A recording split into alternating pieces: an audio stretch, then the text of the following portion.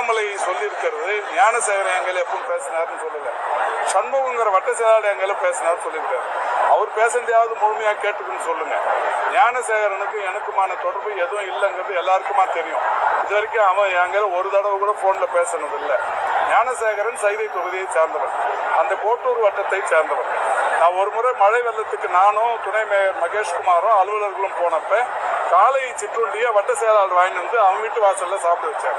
அப்ப என் கூட ஒரு போட்டோ எடுத்ததை தவிர அவனுக்கு எனக்குமான எந்த தொடர்பும் இல்லை.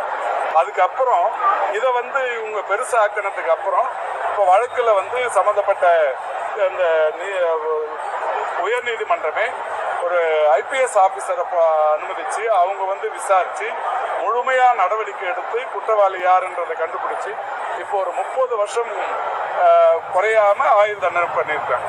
இதுல நீதிமன்றமே காவல்துறையின் நடவடிக்கையை பாராட்டியிருக்கு. இந்திய வரலாற்றிலேயே இந்த குற்றச்சாட்டுக்கு ஒரே ஒரு 5 மாசத்துல நடவடிக்கை எடுத்திருப்பது என்பது இதுதான். இதுல அவர் அண்ணாமலை சொல்லி இருக்கிறதுங்கிறது, இந்த சண்முகங்கிற வட்ட செயலாளர் எனக்கு போன் பண்ணதா சொல்லியிருக்காரு. நான் இதுக்கு ஏற்கனவே பதில் சொல்லிட்டேன். எனக்கு 83 வட்ட செயலாளர் இருக்கிறாங்க. வட்ட செயலாளர்கள் அன்னைக்கு அந்த சண்முகம் எனக்கு போன் பண்ணதுக்கு காரணம், அதே வட்டத்துல ஒரு 2000 பேருக்கு நலத்திட்ட உதவிகள், முதியோருக்கு நலத்திட்ட உதவிகள் தரத்துக்கான ஒரு நிகழ்ச்சி. அதுக்கு எப்போ வரீங்கன்னு கூப்பிடுறதுக்காக என்ன போன்ல கூப்பிட்டுருக்காரு. இதே அண்ணாமலைக்கு நான் அன்னைக்கும் கூட சொல்றேன், இன்னைக்கும் சொல்றேன். இந்த போன் நம்பர் எடுத்து சண்முகம் எனக்கு போன் பண்ணதை கண்டுபிடிக்க முடிஞ்சது. அவருக்கு அந்த போன்ல நான் என்ன பேசணுங்கிற வாய்ஸையும் எடுக்கிறதுக்கு வாய்ப்பு இருக்கு.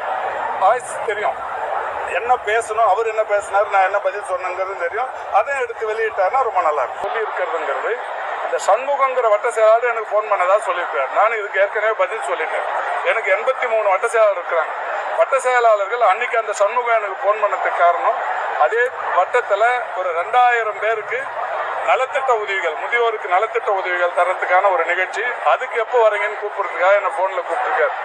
இதே அண்ணாமலைக்கு நான் அன்னைக்கும் கூட சொல்றேன், இன்னைக்கும் சொல்றேன்.